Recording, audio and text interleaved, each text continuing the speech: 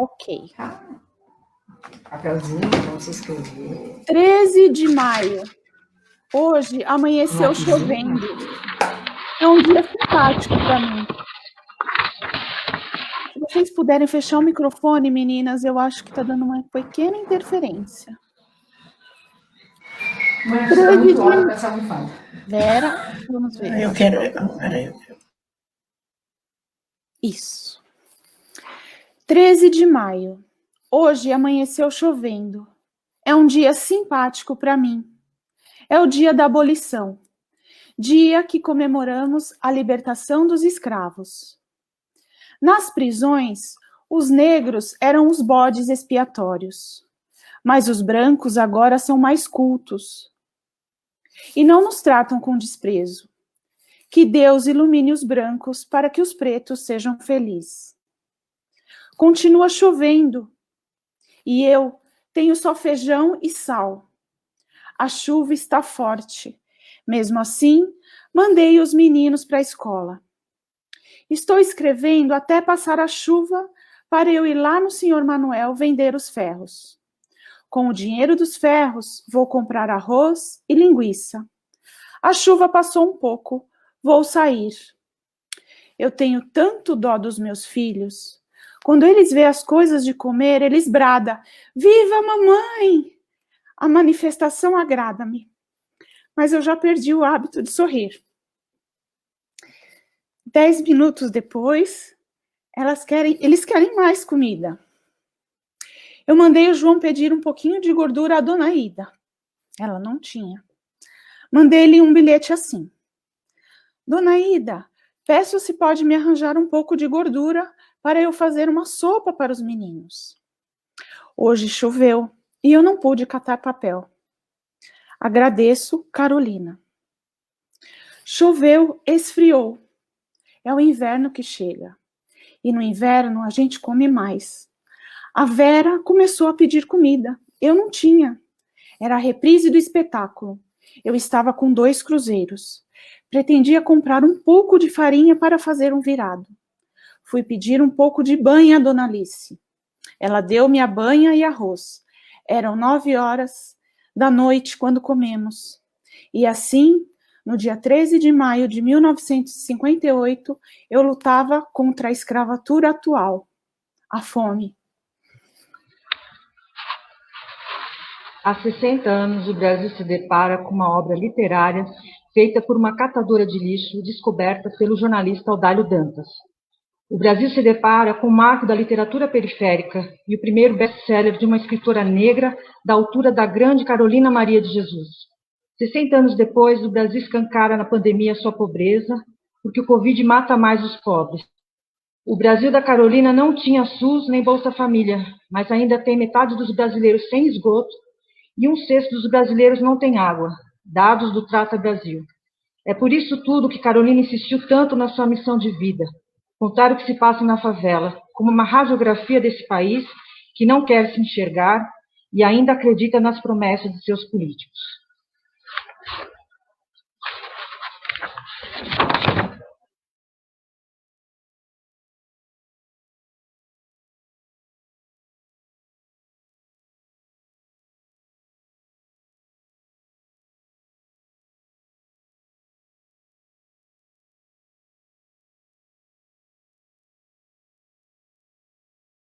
Ale, você está sem microfone.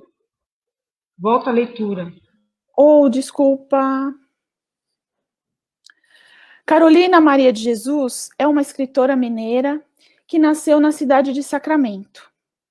Carolina entrou para a história da literatura brasileira com o lançamento do seu livro Quarto de Despejo, Diário de uma Favelada. Carolina, que viveu durante muito tempo na favela do Canindé, aqui em São Paulo, onde, para sustentar a si e aos seus 3 filhos, catava papel. A publicação do livro Quarto de Despejo completa 60 anos e, com muita alegria, nós, do Sarau Constelação Poética do CAPS Artes, vamos celebrar, junto a vocês todos, a memória viva de Carolina, que faleceu em 1977.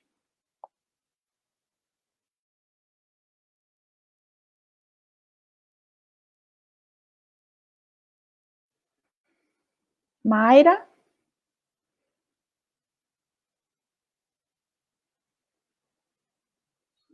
Eu estou procurando aqui o texto e ele sumiu aqui, só um minuto.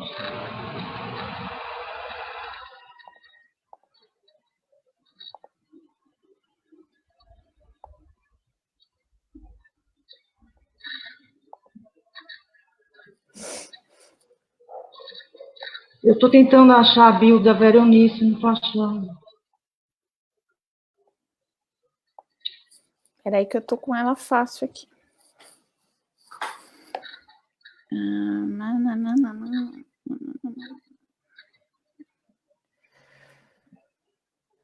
Achei.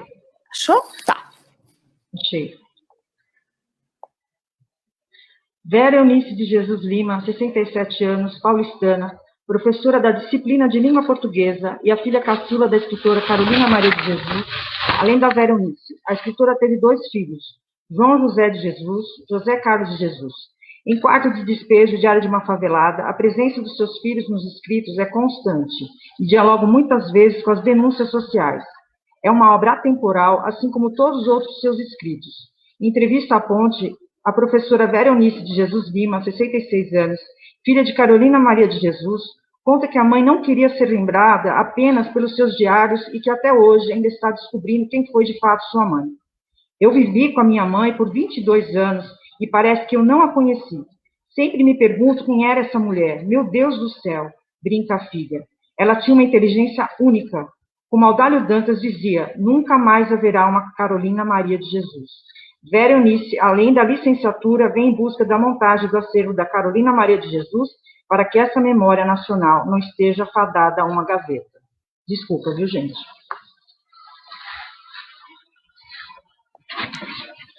A vida acontece na live, né? Então a gente tem que. A vida é ao vivo.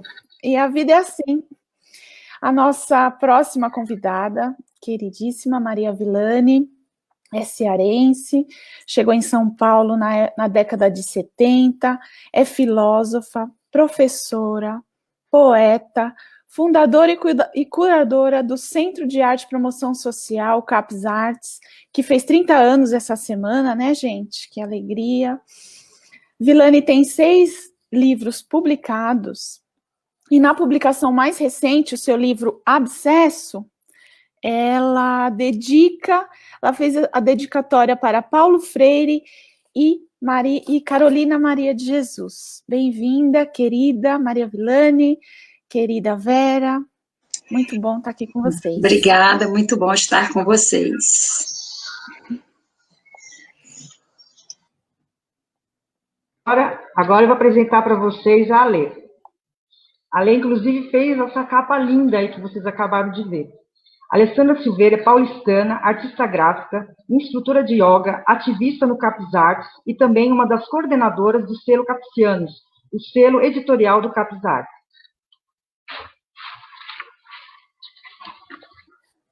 E a nossa outra mediadora, que acabou de falar, Mayra Garcia, é paulista do Grande ABC, publicitária, poeta, também ativista do CAPES Artes, mediadora da Roda de Poesia. Em 2019, lançou sua primeira coletânea poética, Depois da Lua de Ontem, um livro lindo também. E nesse ano foi uma das escritoras convidadas da Primavera Literária Brasileira em Paris e Braga, esse ano, né, de 2020. É isso.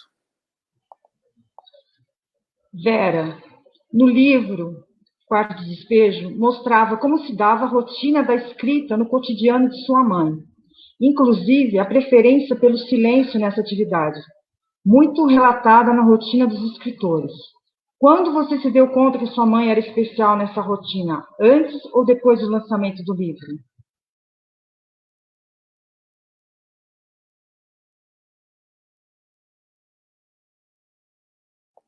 Vera, por favor, abra o microfone.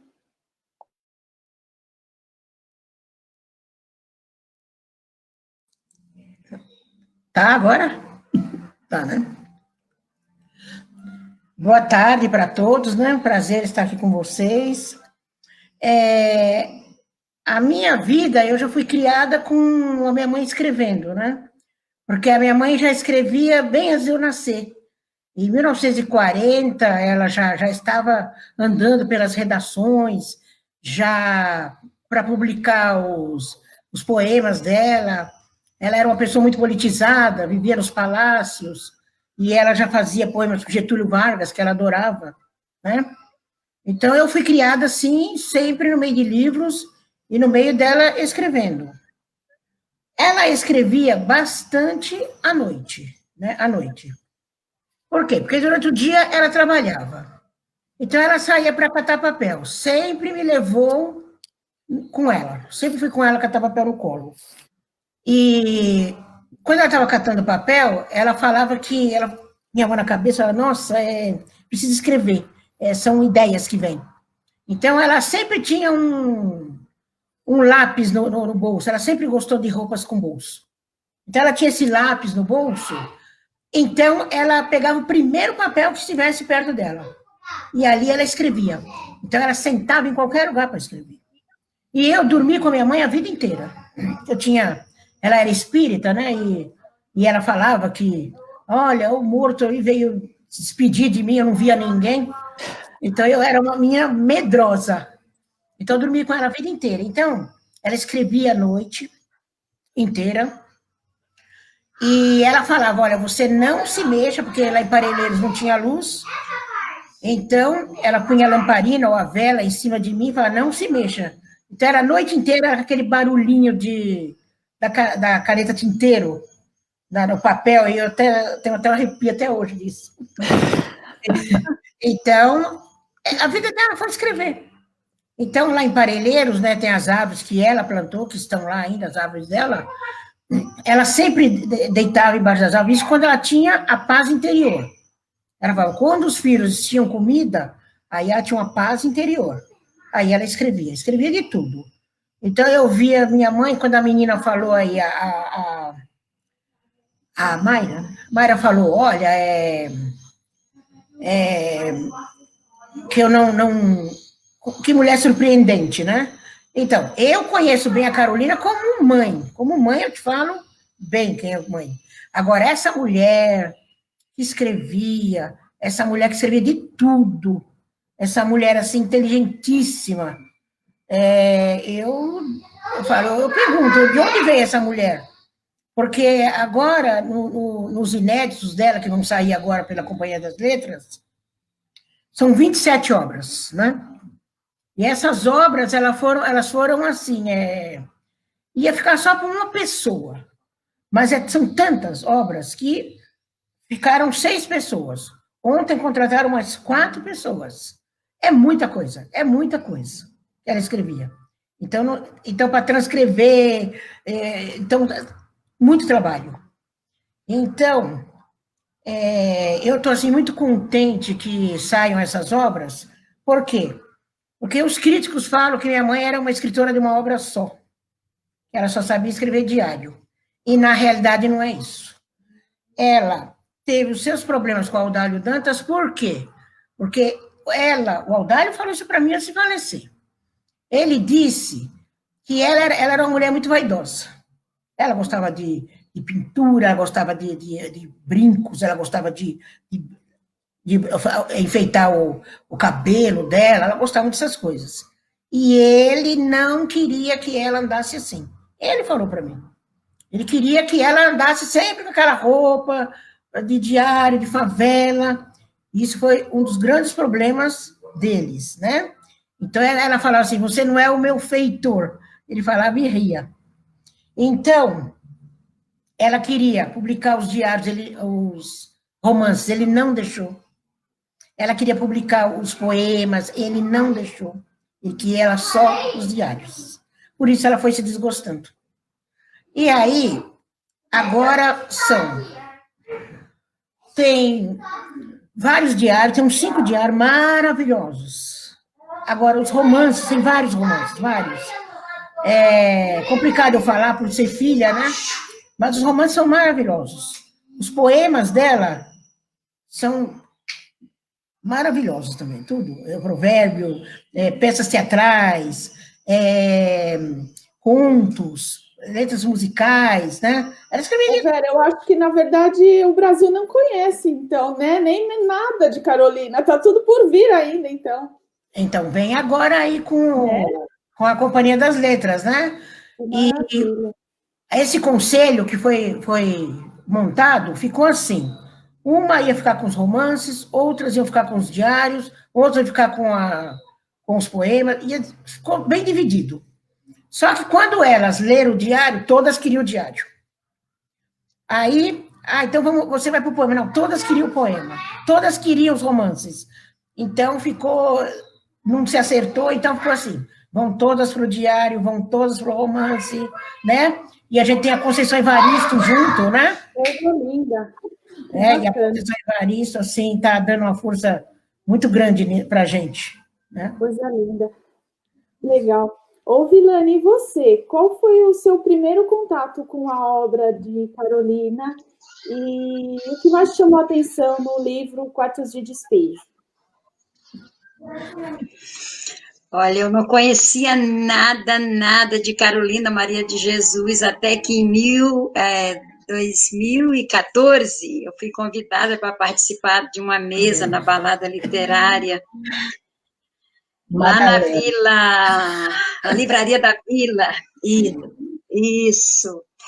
E eu fui convidada para essa mesa em homenagem a Carolina Maria de Jesus, e eu falei, mas eu não conheço a escritora.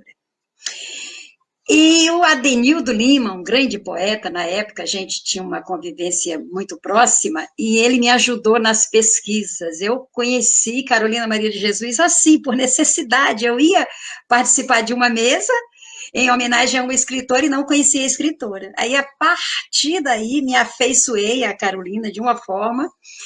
Em 2015, nós promovemos uma carreata poética, e a homenageada, então, foi Carolina Maria de Jesus. Foi uma carreata linda, seguida de procissão poética. Nós saímos do Grajaú para Parelheiros.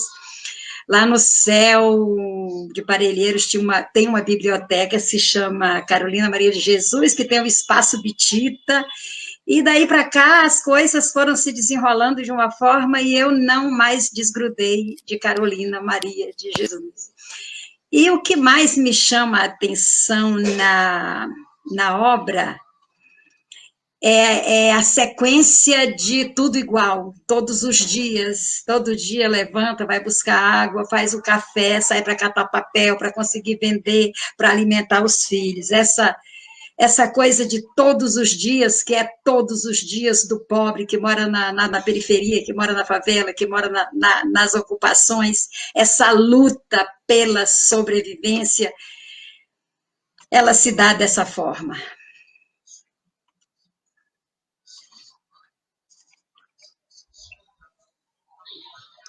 19 de maio. Quando estou na cidade, tenho a impressão que estou na sala de visitas, com seus lustres de cristais, seus tapetes de veludos, almofadas de cetim. E quando estou na favela, tenho a impressão que sou um objeto fora de uso, digno de estar num quarto de despejo. Vera, uma das alegrias da sua mãe era ter essa comida, né, para ofertar para vocês. Às vezes ela se encantava com o sol que entrava pelo barracão. Ela tinha momentos de muito prazer, né, de muita alegria escrevendo. Fico pensando, o que você lembra assim dessas alegrias e que ela de repente deixou fora do livro? Dessas coisas que a gente ainda não sabe de Carolina, que você gostaria de contar? Tem alguma coisa? Bom, essa curiosidade aí que você está falando, que tem coisas fora do livro, a Companhia das Letras vai... Porque o Audário falou que o quarto de despejo, os manuscritos, dariam 5 quartos de despejo. Então, a Companhia das Letras vai fazer um novo quarto de despejo com outro nome, e vai pegar o que o Audário não colocou. E a Ática falou, é o que não colocou, porque não vai poder ter nada. Então, isso é outro trabalho das conselheiras, vamos olhar lá e aqui, né? Mas, o que eu lembro da minha mãe? aquela fome a gente só passava fome na favela, uma situação difícil, e os meus irmãos pedindo comida, eu assim, muito enjoada, não queria polenta, queria festa de aniversário, queria sapato, queria vestido cor-de-rosa, queria boneca, deixava ela doidinha. E ela falava que eu tinha espírito de rica, né? Então, o que eu lembro bem, assim, da favela, eu lembro muito que quando chovia lá e o Rio Tietê inundava, que inunda ainda, né? Então o barraco ficava cheio d'água. Então, o que ela fazia? Ela falava, a gente tem que sair do barraco. Ela pegava os 3 filhos e a gente ia dormir nos albergues, né? E aí o governo fala, o albergue é bom, o povo não quer ir. Eu não sei se mudou, mas eu não tenho boas lembranças dos albergues, não. Então, a gente ficava uns 2 dias no albergue, e aí os lençóis cheirando urina, as mulheres andavam nuas, a minha mãe tapava o rosto da gente, assim, pra gente não ver. Então, ela abaixava, ela era muito alta, né? Ela abaixava e falava, olha, vocês querem ficar aqui ou querem ir para a rua? Então, a gente falava assim, não, a gente quer ir para a rua. A gente ia para a rua. Só que a rua, ninguém merece estar na rua. Porque são noites intermináveis, noites frias, é terrível. Então, ela falava, então vamos voltar para o barraco. A gente voltava para o barraco e ela me amarrava no teto do barraco, num lençol. E eu ficava lá o dia inteiro em cima daquele lençol, com uns 4 anos de idade, olhando aquela água passar. Só que minha mãe tinha uma coisa, né? Ela não deixava os meus irmãos faltar à escola. Ela valorizava muito o estudo. Então, quando o barco ia até o barraco pegar os meninos, ela mandava de barco. Quando o barco não ia, ela nadava, punha os meninos nas costas. Ela nadava, levava os meninos e me deixava lá na água, lá em cima. Então, eu fico pensando hoje, né, a cabeça dela, né? Nossa, aquela menina pequena lá naquela água, sei lá.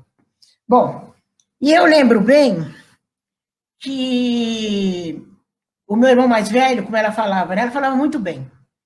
Ela falava, as palavras que ela falava, a gente não entendia, né? Ela xingava de soeses, pernósticos, famélicos, né? Então, a gente não entendia. Tinha hora que a gente olhava para ela, ela falava, vocês não estão me entendendo? Ela pegava uma varinha, ela falava, agora vocês vão entender. Porque era só assim, porque ela falando. Então, o meu irmão mais velho, como ela falava, era famélico, né? E eu lembro bem que ele pegou uma lata de salsicha e trouxe para casa. Eu sempre gostei muito de salsicha.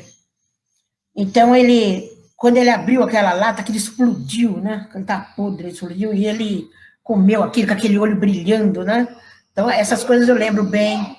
Eu lembro que quando ela chegou também no barraco, ela chegou e a gente tinha o quê? Tinha latas, caixotes, né? Não tinha esses móveis, né? Tinha lata de goiabada, que a gente comia lata de goiabada. Aí, ela chegou e quando ela abriu o pacote, o embrulho eram ratos mortos, né? Aí ela se desesperava, porque ela chorava, aí ela batia na gente, depois ela arrependia, porque sabia que a gente não tinha culpa, né? Aí vinha o desespero dela, né? Então, eu lembro bem assim, que ela era uma pessoa assim, se ela visse alguém com problema, ela ia resolver, isso não tinha dúvida. Então, lá, os homens pegavam as meninas, levavam para os quartos, né? Isso eu lembro bem, os homens arrastando as meninas para dentro dos quartos, e ela indo lá, entrando dentro do barraco, tirando as meninas. Então, era uma pessoa assim, pessoa não grata na favela, né? Por quê? Ela nunca casou, mas namorou demais. E os namorados dela, o que eram?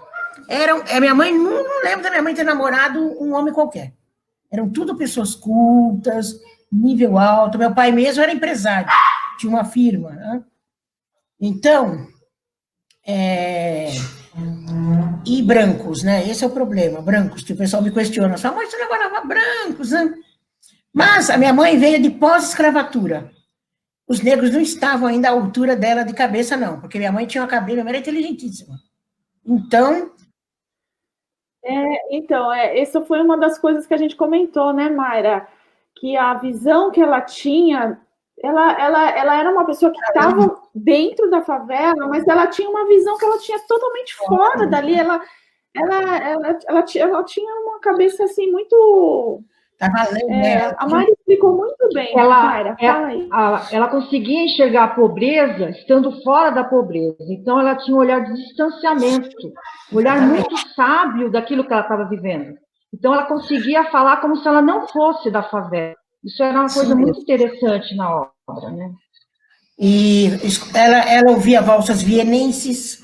O pessoal, ela era do samba, era de bater, apanhar. Ela sempre gostou de valsas. Até hoje tem os dias, sempre gostou de valsas. Então, falava bem, quando falava com eles, falavam palavras que eles não entendiam. Então, era uma pessoa assim que era insuportável, ninguém suportava. E ela não deixava a gente se misturar muito também. Então, na favela, ela não era benquista, não. Mai? Vilane, você que já morou na favela, isso não é segredo, você sempre nos conta suas histórias, que você passou por lá. O que você fazia para amenizar os momentos difíceis que você e sua família passavam naqueles dias? Isso é interessante. Maia, eu vivi numa favela muito privilegiada, viu? Favela das Imbuias, na Vila São José. Eu morei numa favela numa época da fábrica, que os homens trabalhavam nas fábricas, as mulheres, a grande maioria das mulheres não trabalhavam fora, elas ficavam em casa, mas tinha aquelas mulheres que trabalhavam marido e trabalhava mulher. E tinham mulheres que trabalhavam e que tinha um caso que eu observava e ficava revoltada porque a mulher saía todo dia para trabalhar e o homem não saía. E aquilo me revoltava. E depois eu soube que o homem era doente, por isso que ele não trabalhava. E eu fiquei no remorso danado, pedindo perdão a Deus toda hora. Mas, assim, foi uma época muito difícil também, porque era uma favela sem saneamento básicos. A minha rua ficava entre dois córregos a céu aberto, que quando chovia, que inundava, a gente não saía do barraco, né? Agora, o que nós fazíamos, não só eu, mas outras mulheres, foi envidamos uma luta para conseguir o caminhão do lixo, que o caminhão do lixo subisse até a favela para recolher o lixo. Lutamos por luz elétrica, porque a luz era emprestada e era muito cara, a gente tinha problemas homéricos com os donos da luz, as pessoas que emprestavam a luz, né? Então, assim, foram lutas coletivas, nas quais eu entrei para contribuir com a mudança da situação. Uma coisa muito séria que tinha quando eu mudei para a favela é que não tinha banheiro nos barracos, o banheiro era coletivo. Era um banheiro para 5 barracos, era um poço artesiano para 5 barracos, assim, ainda vinham pessoas de fora. E uma coisa muito interessante que eu não vou esquecer era que tinha um sarilho e que a dona do poço, a mulher que mandou furar o poço, ela era canhota, o sarilho era para o lado esquerdo, e era uma briga, porque as mulheres viravam o sarilho para puxar água do lado direito, isso dava muita briga, muita confusão, né? Então, são essas coisas que eu recordo, mas assim, no geral, a favela foi um lugar onde eu encontrei solidariedade, onde eu encontrei calor humano. Foi o primeiro lugar que eu morei em São Paulo, onde eu tive mais saúde emocional, foi na favela. Que lindo. Carolina conta umas partes no quarto de despejo dessa solidariedade que tinha entre os moradores. 19 de julho. Como é pungente a condição da mulher sozinha sem um homem no lar, que provoca dor viva, aguda, penetrante, cáustica, lancinante. Vera, a Carolina, sua mãe, metia a colher em brigas que envolviam pessoas vulneráveis, o que se incluía principalmente mulheres, idosos e crianças, porque sempre queria evitar a tragédia. Como você enxergava sua mãe nessas situações enquanto criança?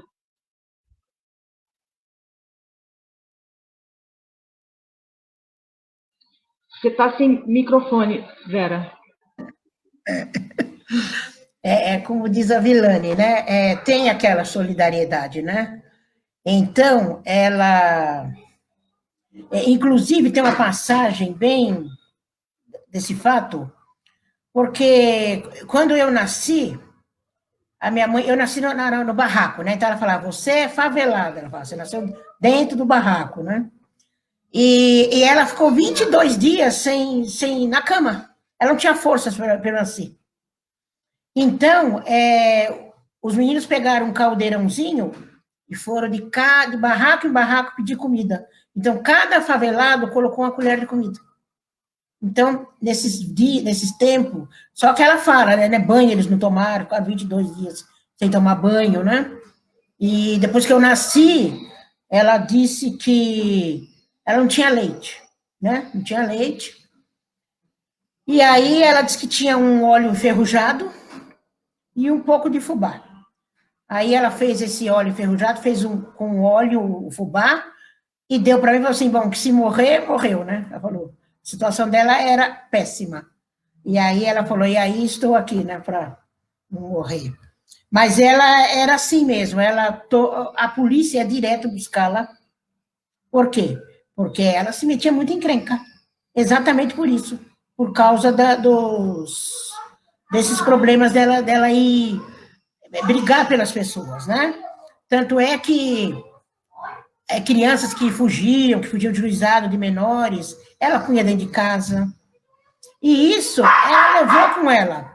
Ela levou com ela por quê? Quando nós mudamos para Santana, que foi a casa de alvenaria dela, né?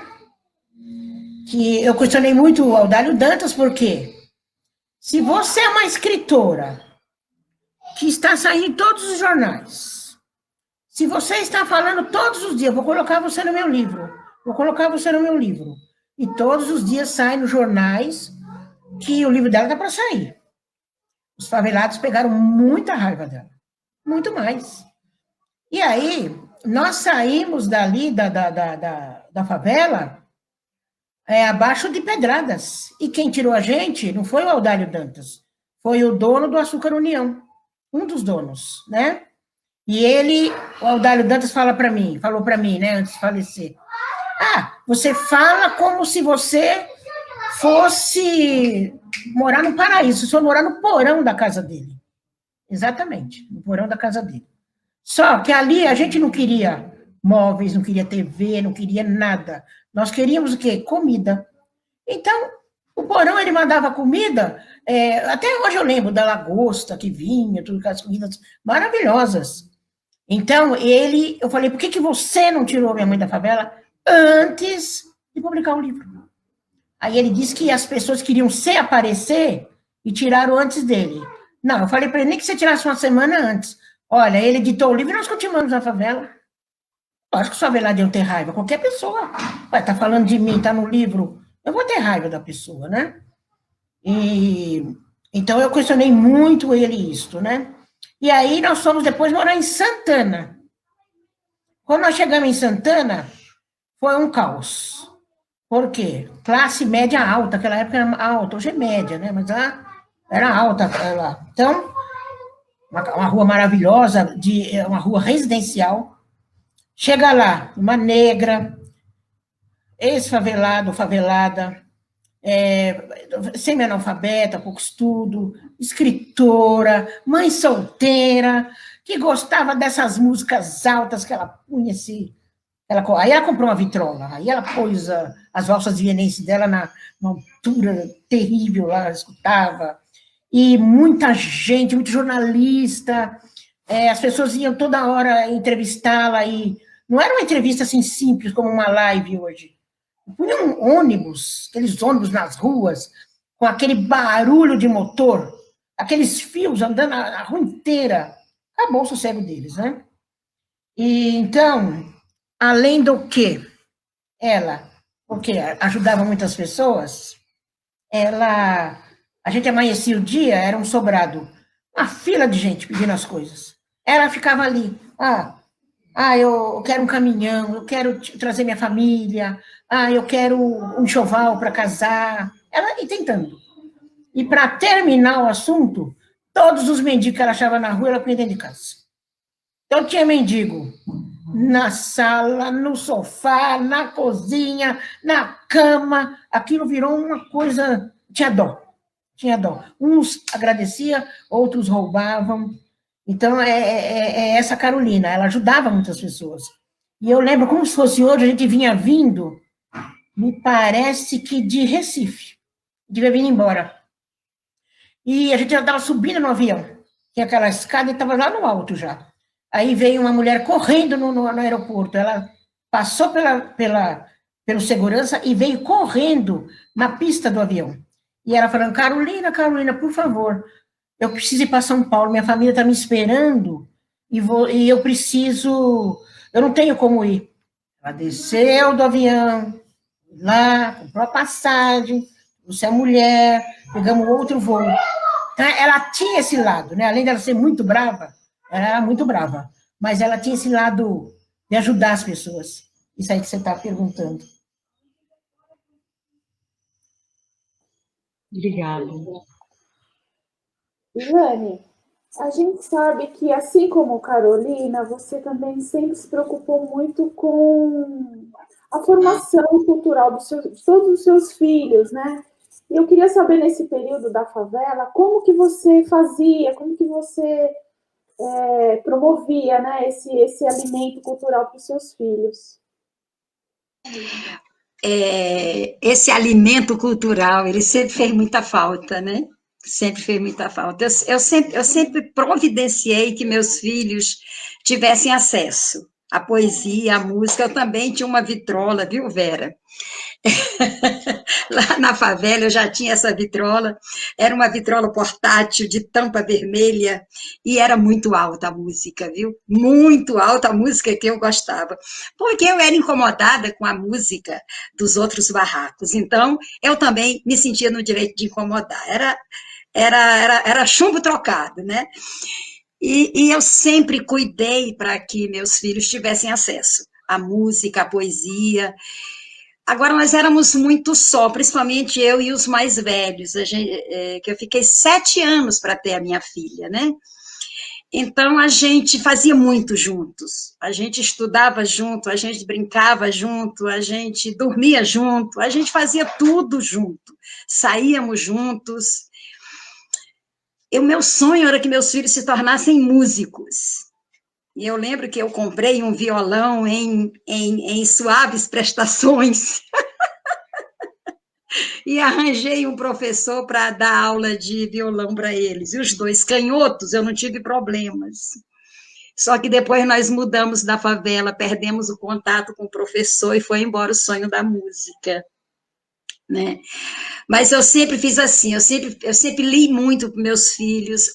Na hora de dormir, eu cantava canções que eu criava para eles, e eu lia contos que eu criava para eles. Eu escrevi peça de teatro para eles encenarem. Eu sempre tentei suprir os meus filhos daquilo que o bairro não tinha. Eles tinham dentro de casa. Eles sempre tiveram acesso assim, àquilo que eu podia fazer. Eu ia nos sebos, comprava disco, comprava livro velho. O meu filho Cleiton, mais velho, até um dia desse, ele estava me falando do primeiro livro que eu comprei, um livro velho na calçada, que ele disse que se encantou com a poesia a partir dali, né? E se tornou um poeta, que ele é um grande poeta, o Cleiton. 22 de junho. Saí triste porque não tinha nada em casa para comer. Olhei o céu, graças a Deus não vai chover. Hoje é segunda-feira, tem muitos papéis nas ruas. No ponto do bonde eu me separei da Vera. Ela disse, faz comida, que eu vou chegar com fome. A frase comida ficou eclodindo dentro do meu cérebro. Parece que meu pensamento repetia: comida, comida, comida. Dizem que o Brasil já foi bom, mas eu não sou da época do Brasil bom. Hoje eu fui me olhar no espelho. Fiquei horrorizada. O meu rosto é quase igual ao da minha saudosa mãe. Estou sem dente, magra, pudera, com medo de morrer de fome. Agora uma pergunta para as duas. A pandemia escancarou para uma boa parte da população a pobreza no Brasil. Conceição Evaristo disse recentemente que engana-se quem acha que a fome que Carolina cita em Quarto de Despejo é só do corpo físico. Vocês concordam? E se sim, Carolina tinha fome de quê?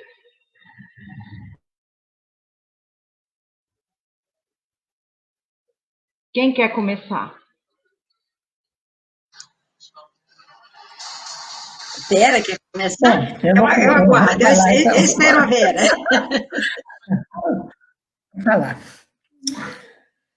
É claro que a fome física, né, ali era terrível, né? Mas eu, ouvindo a Vilane falar aí agora, que uma pessoa perguntou para mim, uma aluna, uma palestra que eu fiz para adolescentes, perguntou para mim: o que você acha da favela de hoje e da favela antigamente? O que mudou? Falei, olha, mudou um pouco, eu acho, no meu ver mudou pouco, né? Porque tem a fome, tem a violência, teve umas mudanças, né? Mas o que eu acho mais gritante que mudou é que eu tinha uma mãe que lia para mim, eu tinha uma mãe que, ela tocava violão, todos os filhos dela tocam violão, ela ensinou. A minha mãe cantava, o disco que ela gravou, aquelas músicas, a gente fazia segunda voz com ela. Ela fazia a primeira e a segunda. E ela põe várias vezes no livro, não tinha comida, então cantei com os filhos e vamos dormir. E eu fui numa palestra, numa escola muito alta, muito alta, no ABC. E eu fui nessa palestra e eu achei a escola maravilhosa. Tinha shopping, tinha lojas, né? Tinha um chafariz, tinha um restaurante, uma coisa assim. Aí eu fiz a palestra para as crianças, os adolescentes, terceiro ano. Quando eu acabei a palestra, uma menina chegou e falou para mim: Vera Eunice, o que você achou da escola?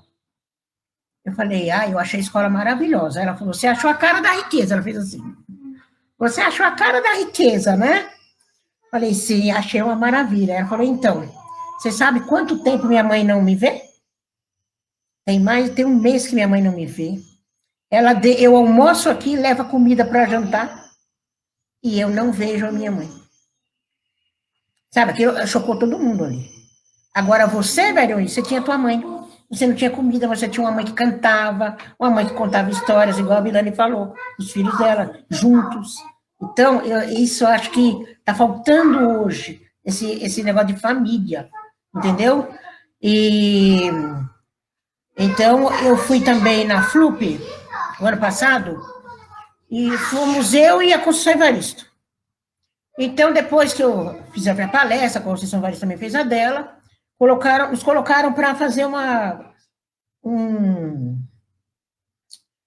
tarde de autógrafos, né? Então, eu autografava o livro da minha mãe e ela autografava o livro dela. E tinha uma fila. E numa fila eu vi, chegou uma mulher, uma negra, toda despenteada, descalço, suja, com a roupa, uma calça e um vestido por cima. Falou para mim: você pode me dar um autógrafo? Falei: claro, né? Deu autógrafo. Ela falou: você sabe, esse livro aqui eu comprei agora. É o livro da tua mãe, comprei agora. Porque eu ouvi a sua história. E eu tinha R$40. Eu ia comprar droga. E eu comprei o livro da tua mãe. Sabe por quê? Porque eu vou mudar de vida. Eu adoro teatro, eu gosto de artes. Eu vou fazer teatro. E quando você voltar, você vai assistir uma peça minha. Aí eu levantei, fui do outro lado e abracei ela. Então, são essas coisas, né, E também eu fui numa palestra, um menino muito tímido demais. Aí ele falou, pode me dar um autógrafo? Né? Tão tímido, João Vitor até, não lembro, esqueço dele. Aí ele estava com o livro da minha mãe abraçado, assim, né? Ele falou assim, você sabia que eu sou um menino infeliz? Escola de ponta, hein? Você sabia que eu sou um menino infeliz? Nossa, aí eu às vezes penso até tirar minha vida, sabe? Eu não tenho vontade de viver. Mas eu ouvi sua palestra e eu li o livro da sua mãe. Eu vou vencer como ela venceu. Então, essas coisas assim mexem muito com a criança e a importância da família, como diz a Vilane. Né? Ela morava também numa favela, tudo, mas ela tinha. Então, hoje o que eu vejo, eu trabalho com crianças pequenas, né, de e-mail. E eu vejo ali, as crianças chegam sem comer, as crianças chegam descalço. Descalço não é que o governo dá, mas as crianças chegam com chinelinho, chegam sem comer, mal arrumada. Então, eu me vejo na situação deles. Então, um abraço, sabe? Eu faço trabalho com os pais. E a gente trabalhando com cestas, então a gente estava dando umas cestas aí para. Até a turma da Vilani também está com essa turma das cestas. E a gente estava dando essas cestas, e aí a gente marcou 9 horas para as pessoas chegarem para pegar as cestas. Eram 6 horas da manhã, já tinha gente sentada. E quando você dá a cesta, você vê as pessoas chorando. Então, o Quarto Despejo é atual. A vida inteira é atual esse livro. Porque eu vejo ali a minha mãe correndo atrás de cesta, de Natal, de centro espírita, para poder. Minha mãe ouvia, ó, vai dar comida, minha mãe corria. Entendeu? Então, olha aí, então, o livro da minha mãe, ele abrange tanto essa classe alta, né, e adolescentes. Os adolescentes têm uma paixão.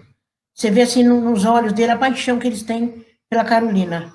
Então, isso me mete muito comigo. Eu vi a Vilani falando, né? E a história é muito parecida.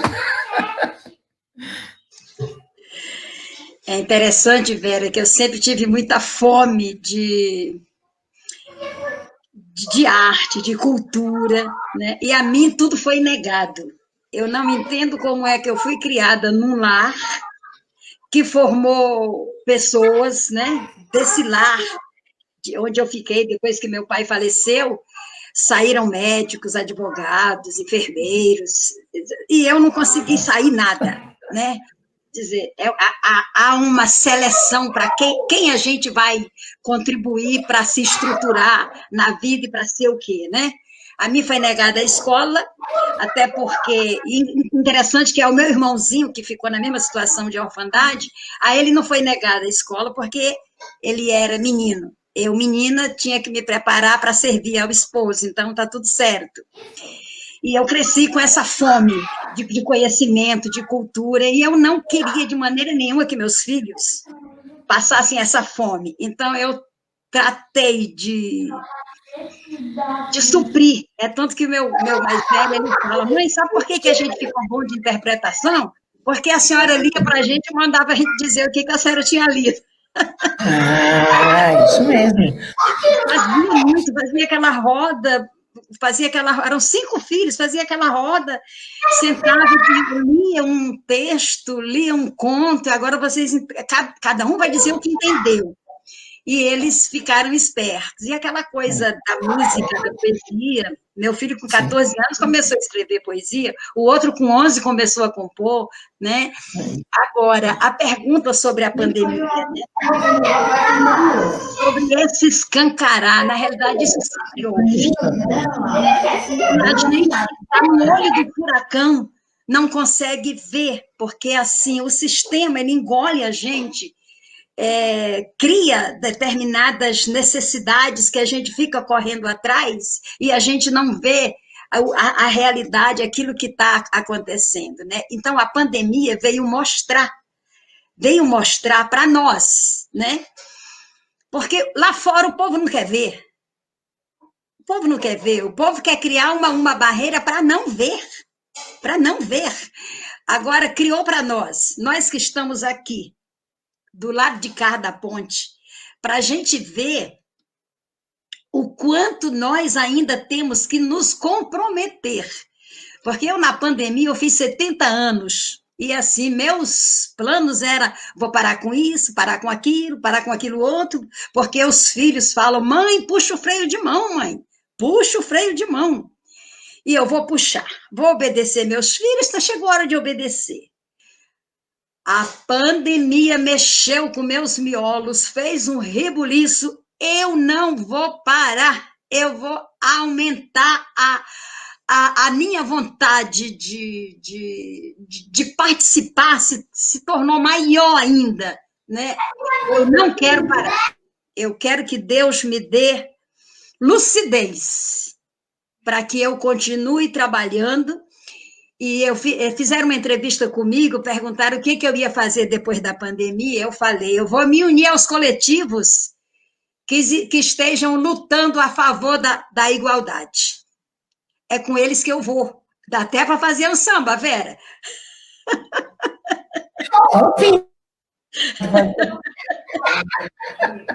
Olha, eu estava ouvindo o LP da Carolina Maria de Jesus, eu ouvi todas as músicas, todas. Estou muito encantada. Cada dia que passa, eu fico mais encantada com Carolina.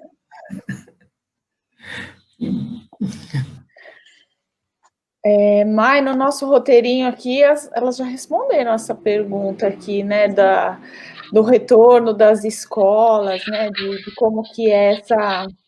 Então, acho que a gente pode seguir. Pode. Você quer ler, Ale? Tá, pode ser. 29 de maio.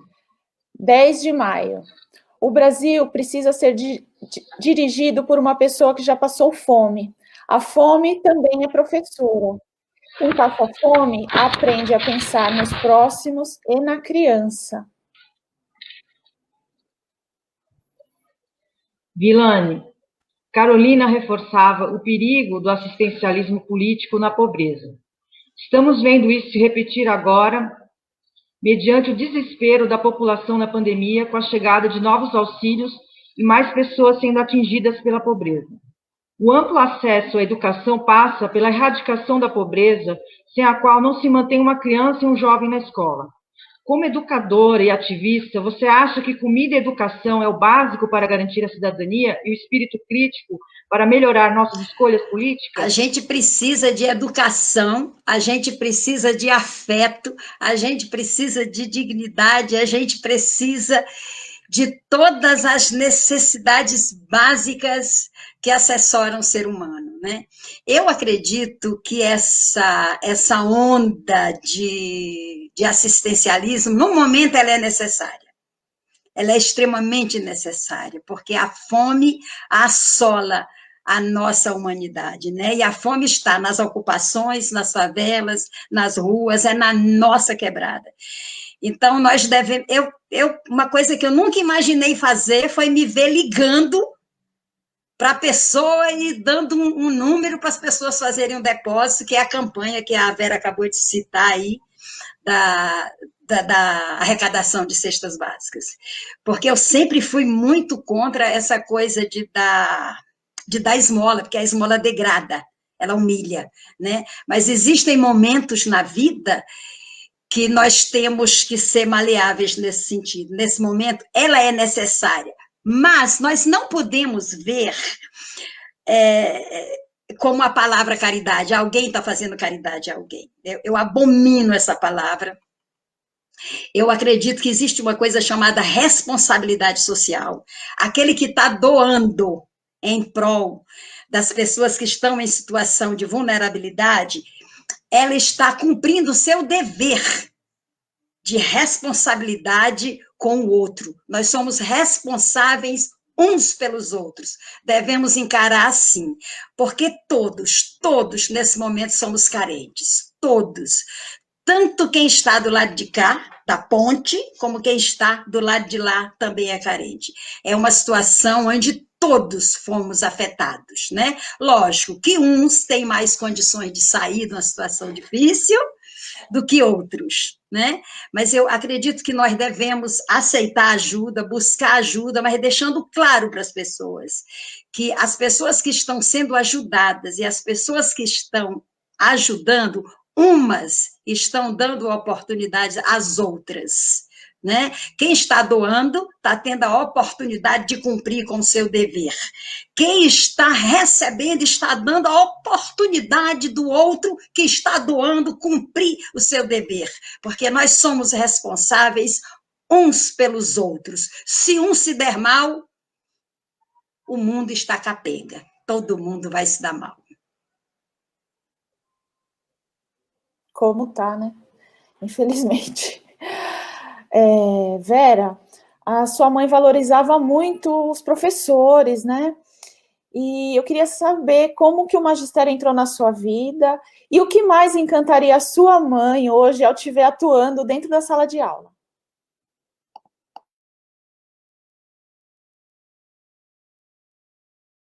Querida, abre o seu microfone, tem que abrir o microfone. Eu vou tomar o gancho da Vilane aí, por quê? Porque quando eu era menina, a Folha de São Paulo, ela fazia um jornal, A Folhinha, para as crianças. E uma vez por mês eram publicadas as redações das crianças, a professora mandava. E a minha todo mês era publicada. Mas por quê? Porque eu tinha o conhecimento que a minha mãe passava dentro de casa. Então, as minhas redações, eu punha palavras que ela falava em casa. Soez, ordenhador, né? Então, porque é a filha da Carolina? Não, é porque eu tinha uma pessoa que passava cultura para a gente dentro de casa. Então, eu já falava bem, e eu escrevia muito bem, né? Então, a pergunta, como é que era? Como é que você falou? Sobre... Depois a pergunta... Sobre o magistério, como que o magistério entrou na sua vida e o que mais que sua mãe ficaria orgulhosa de ver você hoje na escola. Tá. Então, quando eu estava na escola, eu me sobressaí muito em português, né? Matemática, 0, mas português eu era um tiro. E minha mãe, ela a vida inteira escreveu, né? Então, ela tinha uma avidez para aprender. Ela queria melhorar. Então, ela escrevia elas foi, né? Nós foi, elas vai, né? O acento ela punha fora do lugar, ela escrevia farmácia com PH, né? Ainda, ela tinha muito PH ainda. Então, ela queria aprender e eu a ensinava. Então, eu sempre falo que foi minha primeira aluna, né? E aí, eu corrigi os cadernos dela, inclusive o pessoal dos inéditos estão vendo a minha letra lá. Agora, lá, tem as minhas letras. Então, ela sempre foi apaixonada por professor, por quê?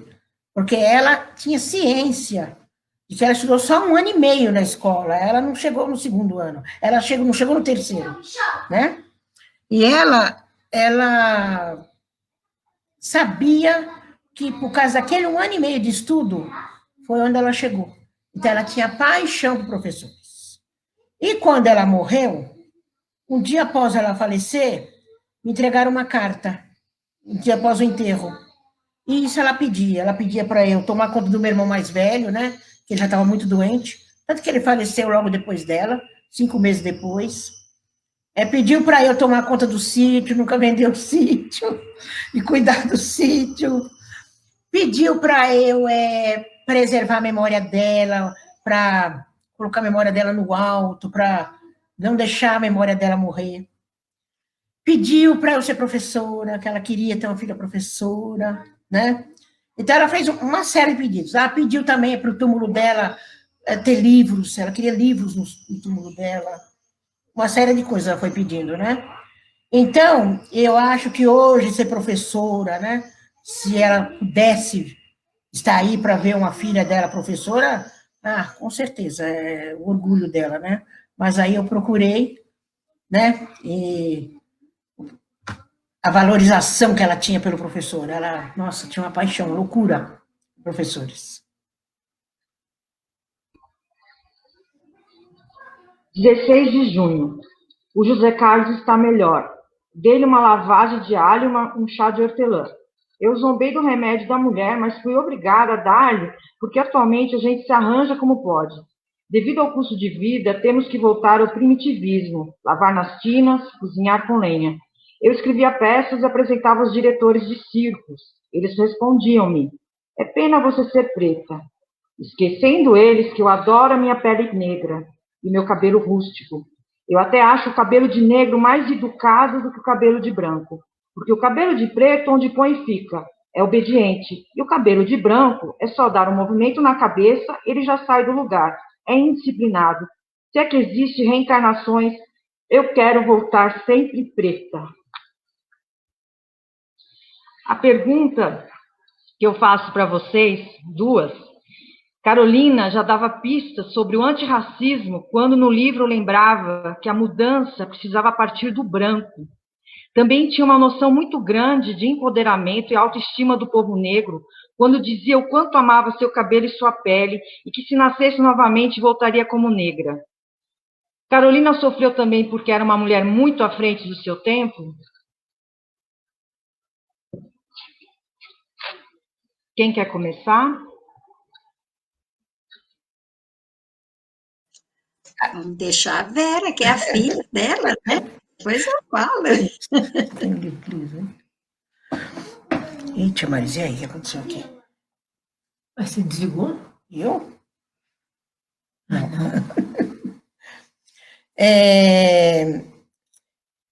Isso sempre, a gente já viu que a Carolina, ela sempre ela já nasceu à frente do tempo dela.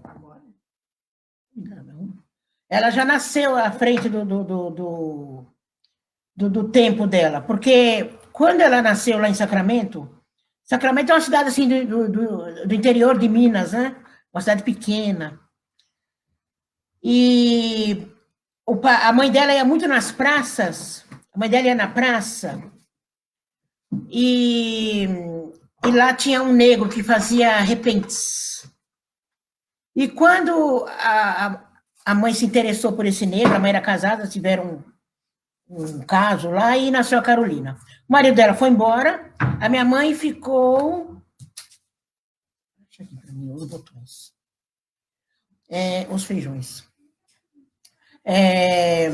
Aí a Carolina, a mãe dela ficou com os 2 filhos. O irmão dela, que era mais claro, e ela.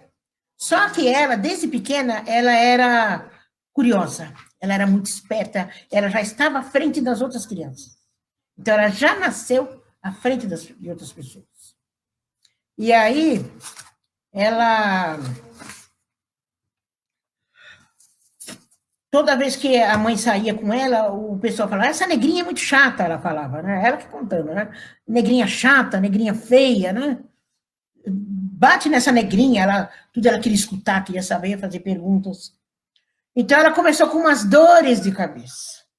Então, lá, como é na cidade espírita, a mãe a levou ao espírita Eurípides Barçanufo.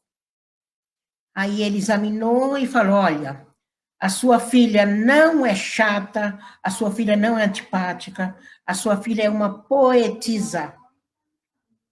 E aí, as duas saíram de lá e não sabiam o que era poetisa. E ele fala, pobre Sacramento, do teu seio sai uma poetisa. E aí, os outros perguntavam, falavam, sua filha é chata, não, minha filha é uma poetisa. E lá ninguém sabia o que era poetisa. Então ela pensava, será que é alguma coisa de comer, né? Ela colocou no manuscrito dela, será que é alguma coisa de comer? Bom, aí ela começa, a mãe muda de fazenda, e aonde ela entra numa fazenda, e a fazendeira resolve pagar o estudo para ela. Não, você é muito inteligente, vamos pagar o estudo para essa menina. Ela vai para a escola, ela odeia a escola. Então, ela odeia a escola, não quer ficar na escola, por quê? Ela mamava ainda, mamava no peito. E aí, as crianças começaram a dar risada dela, né? E aí, ela chorou, a professora chegou e falou para ela, você não vai mais mamar no peito, porque você é uma moça, você vai estudar. Carolina Maria de Jesus. Aí ela nunca tinha ouvido falar o nome dela. Lá só conhece ela por Bitita. Aí ela disse que odiou a escola, mesmo porque odiou o nome também. Aí ela chegou em casa, ela não quis mamar. Aí ela começou a ir para a escola, ela começou a gostar da escola. E aí ela começou a ler tudo. Começou a ler, ler, ler, ler. Aí a mãe mudou de fazenda, ela saiu da fazenda. E aí ela não estudou mais. Então, o que ela estudou foi esse 1 ano e meio. E aí ela começou a tomar gosto, aí ela achou Escravizaura, leu Escravizaura, primeiro livro que ela leu. E aí a cidade já não gostava dela. Por quê? Já era uma pessoa já diferente, já à frente do tempo. Então, eles prendem ela porque ela acha um livro e ela está lendo o livro. Ela falava em casa que era a Bíblia, mas lá eles falam que é São Cipriano, né? Bom, é um livro religioso. E aí ela vai presa. Ela vai presa, a mãe dela se agarra, ela se dá muito bem com a mãe. Ela se agarra a mãe, e aí o primo dela paga uma fiança. Quando o primo dela paga essa fiança, ela sai. Passa um tempo, ela continua lendo, ela vai nos bailes, ninguém dança com ela adorava dançar. Ninguém queria namorar com ela, ninguém gostava dela na cidade. Então, o padre lá some 100 réis. Quando some esses 100 réis, o padre vai e fala que foi ela que roubou. Ela vai presa. Quando ela vai presa, ela fala que não foi ela. Não foi, ela apanha, espancada, apanha. E aí, ela fala, não foi, eles falam, bom, vou prender a sua mãe. Prendem a mãe dela, batem na mãe, desmaiam ela e quebram o braço da mãe dela. Colocam carpi em volta da cadeia, sem comer e sem beber. Ficou 4 dias sem comer, sem beber. E aí, acharam o dinheiro. Quando acham o dinheiro, colocam elas para a rua. Nesse meio tempo, na cadeia, surgiu nas pernas dela umas feridas. Ela tinha essas cicatrizes mesmo. Ela tinha umas cicatrizes grandes na perna. E nesse meio tempo, acharam o dinheiro. E aí ela estava com essas feridas nas pernas e um mau cheiro terrível dentro da cadeia. Aí ela falou, pediu a morte, eu quero morrer. Como ela era uma pessoa espírita, então, segundo ela, disseram que ela viu um anjo com uma maleta. Ela está nos inéditos dela escrito. Ela viu um anjo, o anjo põe a mão na perna dela e fala, você ainda não vai morrer. Carolina Maria de Jesus. Então ela põe, escuta o meu nome pela segunda vez. Aí acham o dinheiro, soltam as duas. Minha mãe fala, não, eu aqui não vou ficar, eu vou sair dessa cidade. E a mãe fala, não, aqui você não pode ficar, porque ninguém gosta de você. Aí ela sai e vem com a mãe. Só que a mãe não aguenta, porque a mãe dela tinha tido um aborto, um aborto difícil, porque a criança saiu podre, saiu aos pedaços. A mãe não tinha saúde nenhuma. E ela disse que a mãe dela era ela tinha, Vera, quando ela saiu da cidade? Eu acredito que uns 17, 16, 17. Aí ela vem andando. E eles me mostraram os caminhos que ela fez.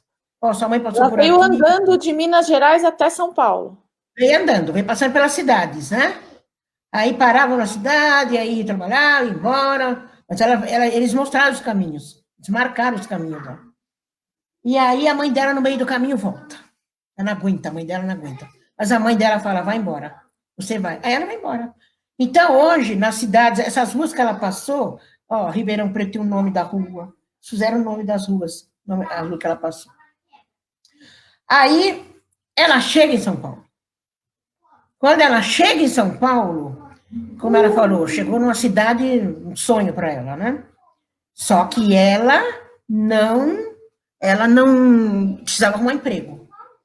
E aí, ela arruma emprego na casa do Eurípides de Jesus Zerbini, que é o médico que fez o transplante de coração, né? O primeiro, né? E aí ela trabalha na casa dele. Quando ela vai trabalhar na casa dele, ele fala para ela falava em casa, né? Eu adorava trabalhar na casa dele, era muito bom para mim. Ela disse que passava as camisas brancas dele, engomava, ela contando pra gente. E aí, ele falava para ela, ó, no final de semana, como você gosta de dançar, pode sair passear. Ela falou, não, eu quero ficar dentro da sua biblioteca. Eu quero ficar lendo. Aí ela leu Casimiro de Abreu, ela leu Castro Alves, Rui Barbosa. Aí ela se aprimorou. Ela se aprimorou na leitura. Mas engravidou de uma irmã minha, né, filha de um americano. E aí, nesse meio tempo, ela engravidou, e aí ela ficou na rua. Quando ela ficou na rua, ela foi pedir guarida numa igreja, empurraram ela, e ela rola a escada. Quando rola a escada, a criança nasce e morre. Nasce viva, mas morre. Que ela fala, era uma menina, ela ia pôr o nome de Vera Eunice. Aí ela faz um poema para essa menina. Tem um poema, Minha Filha. Ela fez um poema. E aí ela volta a trabalhar, e ela trabalha na casa do Suplicy Matarazzo, dos Della Mana. Ela só trabalha em casa de gente de ponta também. Aí ela engravida do meu segundo irmão. Aí ela engravida e vai para a rua de novo. Está na rua de novo. E vinha um político muito famoso aqui em São Paulo. E o Adhemar de Barros não queria que ninguém visse, que o político visse o São Paulo, a cidade linda e maravilhosa. Ele colocou um caminhão na rua e pegou todo aquele pessoal que estava na rua e jogou lá no Canindé, lá na favela do Canindé.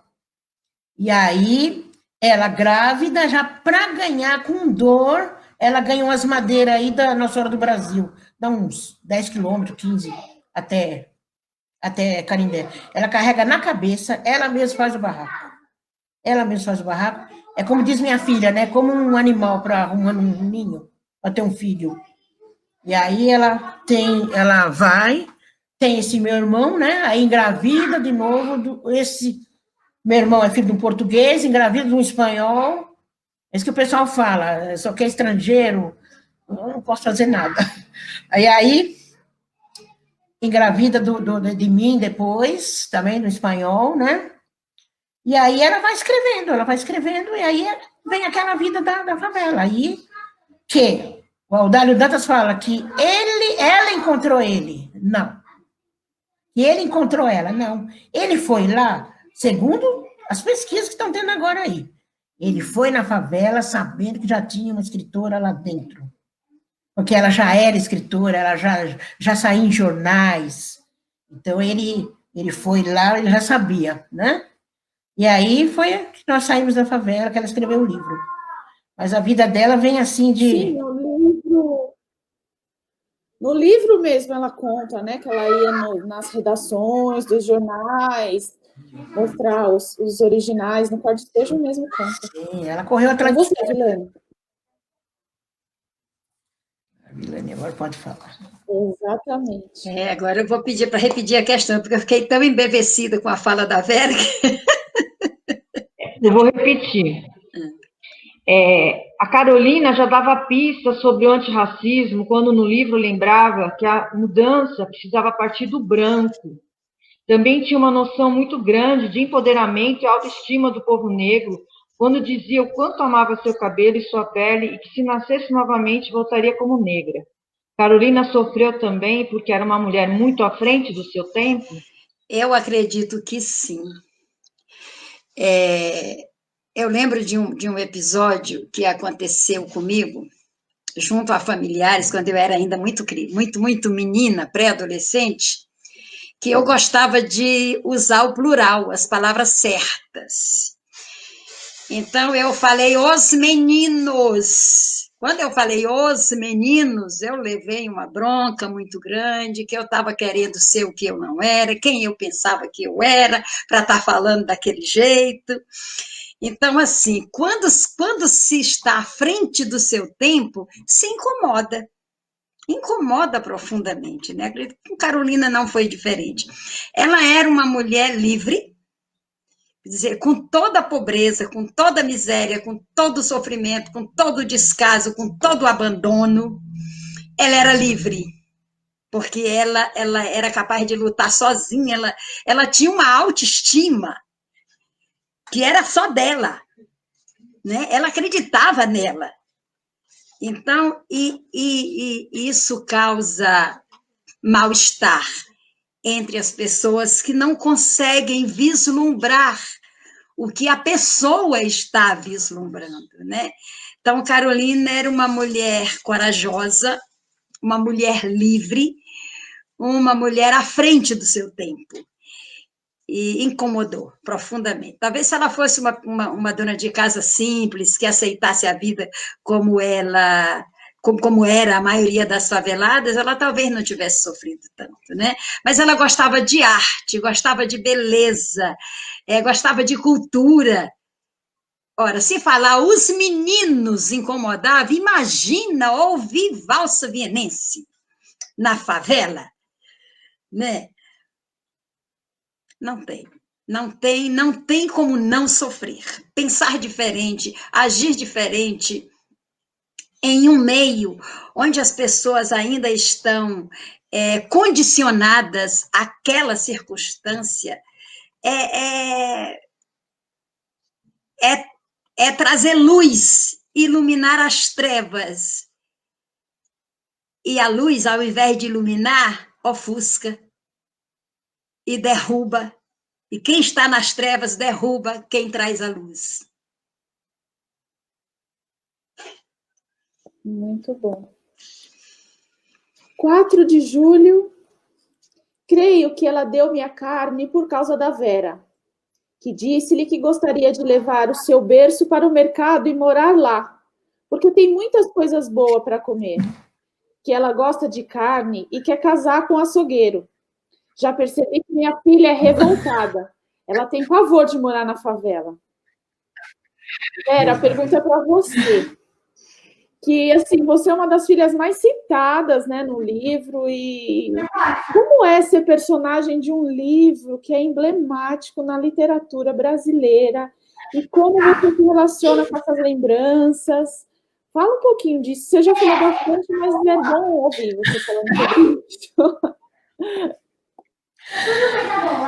Eu sempre questiono, né? Porque a minha mãe falava, né? Que ela queria só ter filhos, meninos, né? E ela fala, eu não queria ter menina, não queria ter menina. E eu sempre questionei isso com ela, né? Por que eu não queria ter menina, né? Só que hoje eu entendo a situação dela, a vida que ela teve, né? E então, logicamente que ela não me deixava por nada. Então, eu saía com ela o tempo todo. Eu lembro que eu era pequenininha, e ela sempre gostou de carnaval. Sempre gostou de carnaval. E ela mesma fazia as fantasias dela. E, quando ela fazia as fantasias dela, ela fazia uma fantasia de pena, que ela ficava lá colando a pena da galinha lá, da fantasia dela, e ela tinha uma fantasia de luzes, que eu achava muito bonita. Ela punha na tomada as luzes se iluminavam. Aí ela pegava, ela ia nos circos, ia declamar os poemas dela no circo, e aí ela levava eu no colo e levava aquela fantasia. Quando ela chegava lá, o circo era à noite, eu queria dormir, ela tirava a fantasia, colocava a fantasia, punha eu dormir na mala da fantasia, aí ela acabava, tirava e me trazia. Então, a minha mãe dificilmente me deixava. Então, ela me cita mesmo o tempo todo, me cita o tempo todo, né? Engraçado como é ser personagem de um livro. Por exemplo, eu trabalho lá na EMEI Rubi, né? Maria Coelho hoje. Eu trabalho lá e tem uma professora lá que acho que é amiga da Vilânia, a Lucimeire. E ela faz muito trabalho com a minha mãe. Ela faz mais do que eu. Ela faz trabalho assim da minha mãe o tempo todo. E a sala dela em frente à minha. E eu brinco muito com as crianças, né? Eu brinco, eu danço, sabe? Só que ali eles têm a professora Vera da EMEI. Aí, o que ela fez? Ela fez um senhor trabalho com as crianças. Pintaram o quadro, ela leu livros, leu poemas da minha mãe. Ela fez tudo. Ela colocou minha mãe e falava... É a Lucimeire Juventino? É. Ai, que linda, ela é maravilhosa. E ela fazia. E aí, então, ela fez um trabalho maravilhoso. Então, eles ali ficaram apaixonados pela Vera, eles ficaram apaixonados pela Carolina, só que eles não sabiam que a Vera era eu. Aí ela falou, eu vou trazer a Vera para vocês conhecerem. Aí eu fui na sala dela, quando eu entrei, foi muito engraçado. Porque eles, a cabecinha deles com 5, 6 anos, assimilar que aquela Vera menininha era aquela Vera do... Bom, eu sei que eles passaram a me olhar diferente. Nunca mais foi aquele olhar dele, daquela professora engraçada, como eles falam. Ah, a professora Vera é engraçada. Não, ali era a menininha do livro. Ali já era a menininha que ela fez aquele trabalho. Então, é isso que é o ser personagem, né? E eu vou em palestra de adultos, eles falam, nossa, eu tô olhando para você, mas eu tô vendo aquela menininha lá, tá? Aquela menininha, né? Aquela menininha do sapato, Não, é né? maravilhoso, né? Maravilhoso, E maravilhoso. às vezes eu ia escolher aula, né? A supervisora falava, Berenice, cadê o sapato? Achava até graça. Quem já leu o livro já olha direto para o seu sapato, porque tinha muita história de sapato, tinha muita história de sapato. É isso. Maia. 21 de julho. Não sei dormir sem ler. Gosto de manusear o livro. O livro é a maior invenção do homem. Vilane, para quem te conhece sabe que essa frase de Carolina podia ser sua também. O que mais as duas escritoras têm em comum? E por que você resolveu homenagear Carolina no seu mais recente livro, Abscesso? Eu também não durmo sem ler. Eu acredito que o que tem em comum Carolina, Maria de Jesus e Maria Vilani é a busca, é a sede do conhecimento, né? Esse gosto pela arte, pela cultura, pela poesia, né? Pela música.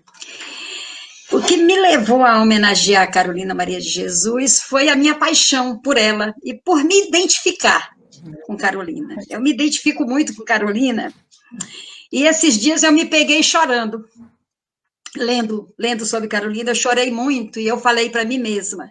Na realidade, eu escrevi, né? Que eu anoto minhas coisas.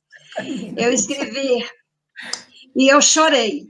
Chorei por Carolina, chorei por mim, chorei por nós, mulheres negras e brancas marcadas pelo abandono.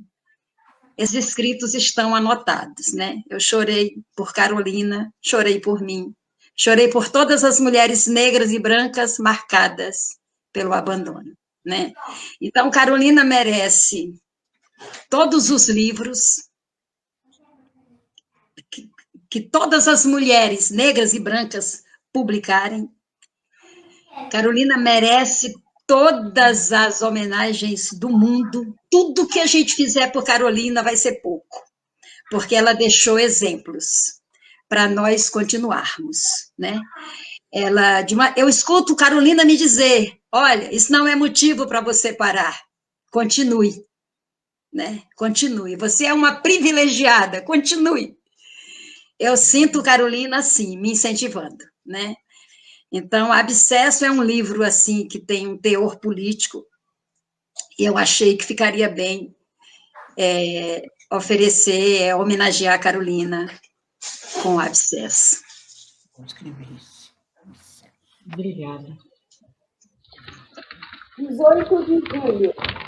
Tem um só jeito de nascer e muitos de morrer. A pergunta para as duas é a nossa última pergunta. Nós já estamos indo para 1h30 de encontros. A pergunta que vai finalizar nosso sarau é sobre essa lição, né, que é a vida de Carolina para todas nós, né? Então, qual é a grande lição que Carolina deixa tanto para você, Vera, como sua filha e como essa mulher escritora, né? E para você, Guilherme?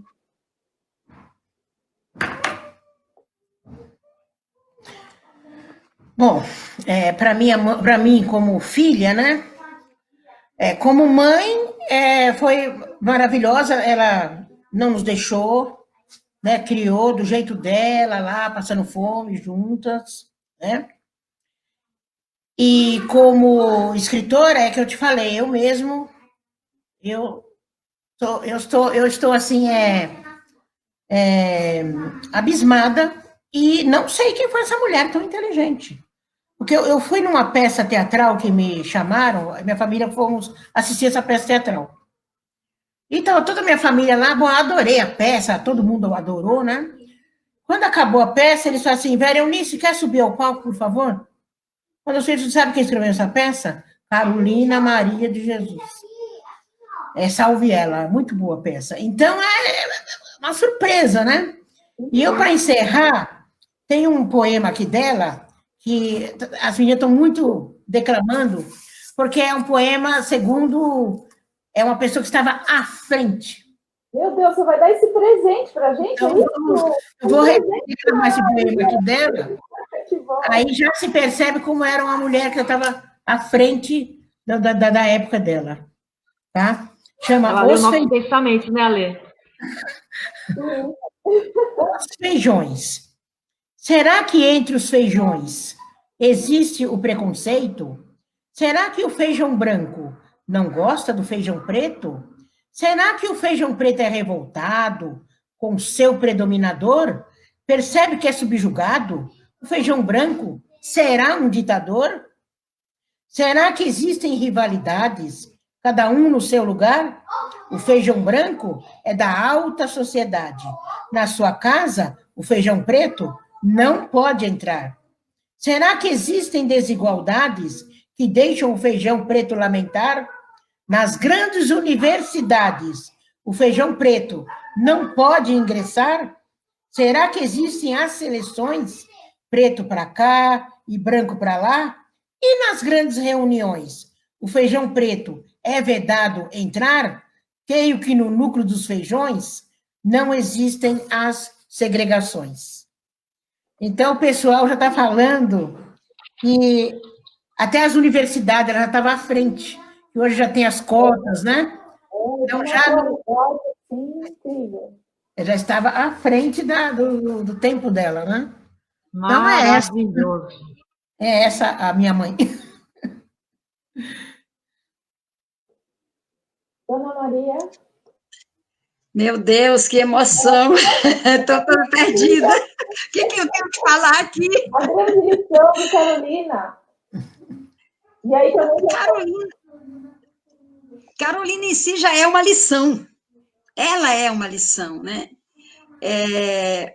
A partir de 2014, né, dessa balada que eu participei, essa balada literária que eu comecei a conhecer Carolina, eu passei a valorizar ainda mais os meus escritos, né? Porque até então eu escrevia, né? Tinha publicado um livro em 2012 por conta da insistência dos amigos, né? Porque eu mesma fiquei anos a fio sem valorizar a minha literatura, né? A partir do conhecimento, de tomar conhecimento da história da Carolina, eu passei a me dedicar muito mais a cuidar da minha sucata literária, né?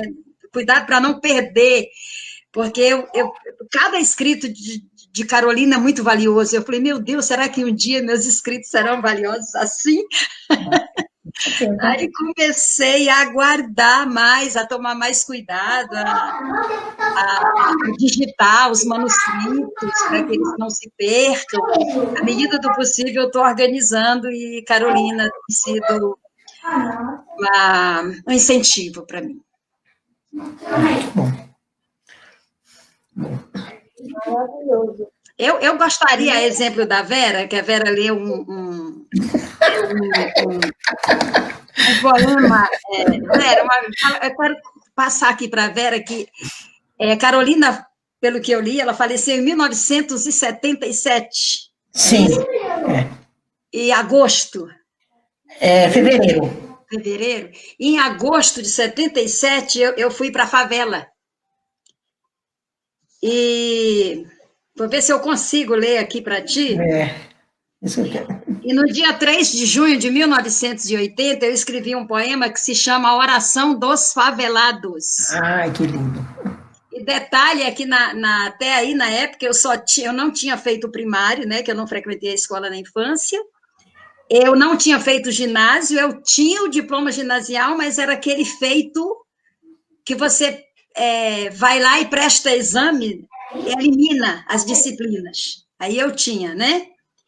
Eu escrevi Oração dos Favelados. Então, eu escrevi assim, no dia 3/6/1980. Senhor Deus de bondade e amor, velai por nós, os favelados.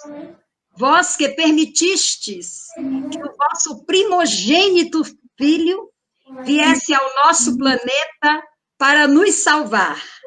Permitai, Senhor, agora, que nosso irmão maior e mestre Jesus esteja conosco. Enviai vossos anjos para iluminar as mentes das autoridades competentes, para que as mesmas sintam as nossas necessidades, não através da dor, mas sim pela consciência. Senhor, o desconforto que sofremos da falta de água e de luz, a falta de higiene e segurança de nossas paredes não é menor que a humilhação que sofremos diante da sociedade, pois por ela somos humilhados. Por tudo que sofremos, Senhor, nós te pedimos socorro, mas que seja feita a vossa vontade. Amém. Nossa, lindo.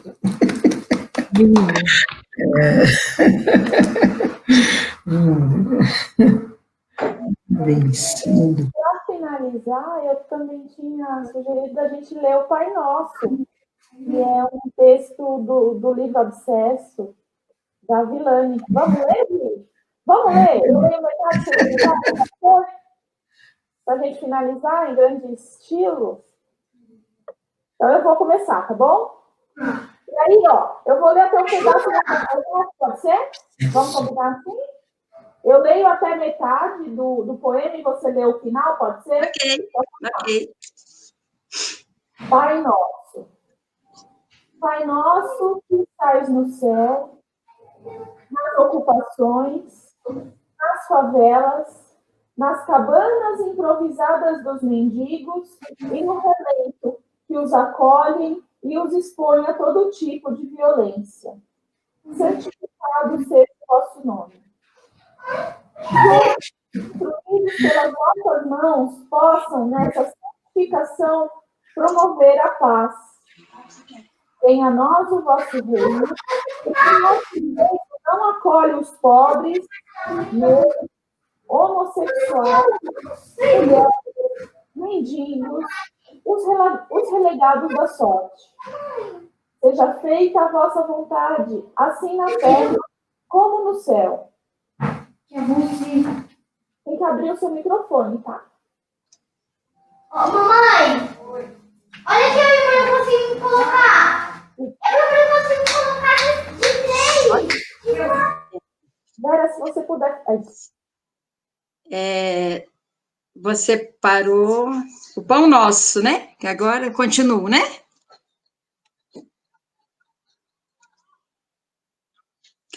O pão nosso de cada dia nos dai hoje, porque o pão é nosso, mas passamos fome.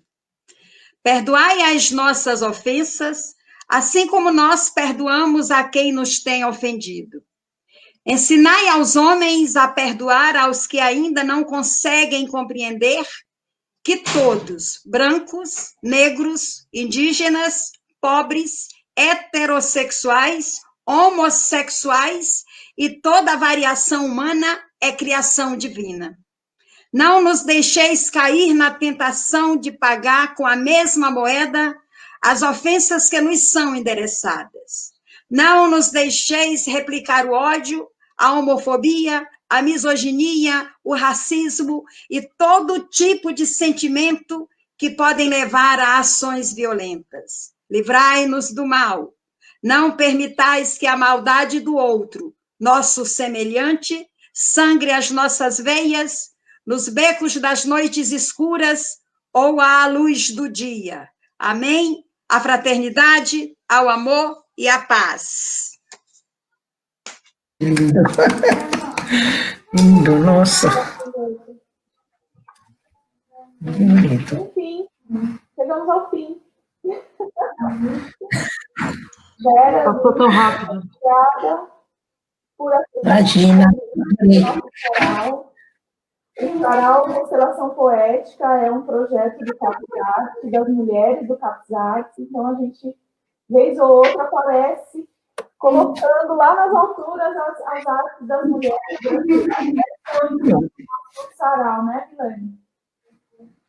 Muito bom.